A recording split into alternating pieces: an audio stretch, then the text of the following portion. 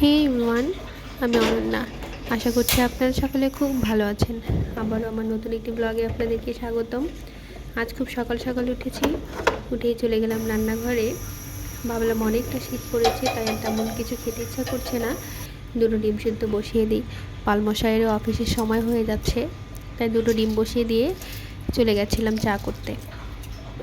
পাশাপাশি ঘরেরও কিছু টুকটাক কাজ করে বিছানাটা ঠিকঠাক করে নিলাম, আর এর মধ্যে আমার ডিমটাও সিদ্ধ হয়ে গেল।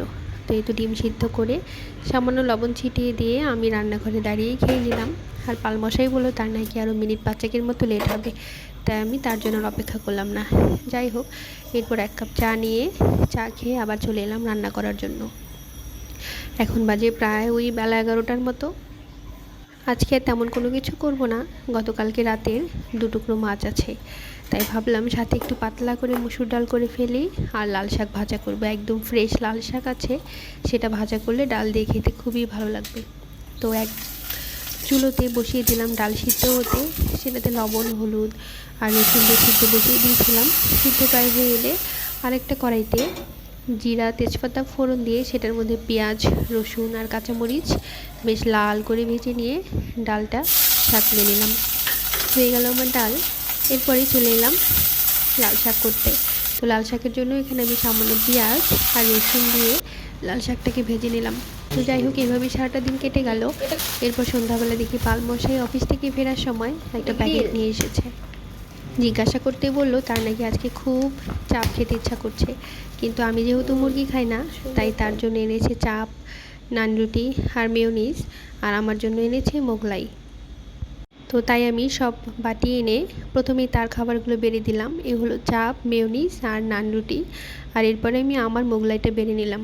আমি ভাবছিলাম আমি অন্য জায়গায় বসেই খাবো, তো পালমশাই বলছিল চলো একসাথে বসে একটু গল্প করি আর খাওয়া দাওয়া করি। তো এই যে আমি খাওয়া শুরু করলাম। মোগলাইটা খুবই মজার ছিল, আর পালমশাই আমার পাশে বসেই সেই চাপ আর নানটা খাচ্ছিল।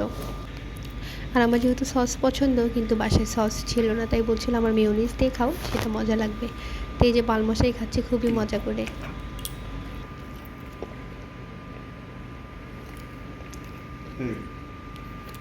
কেমন মজা?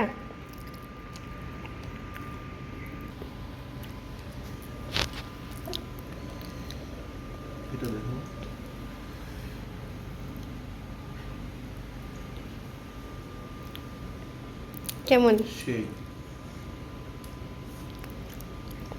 তুমি তো এমনি গ্রিল পছন্দ করো, তার উপরে এটা আজকে আবার চাপ, আরও টেস্টি।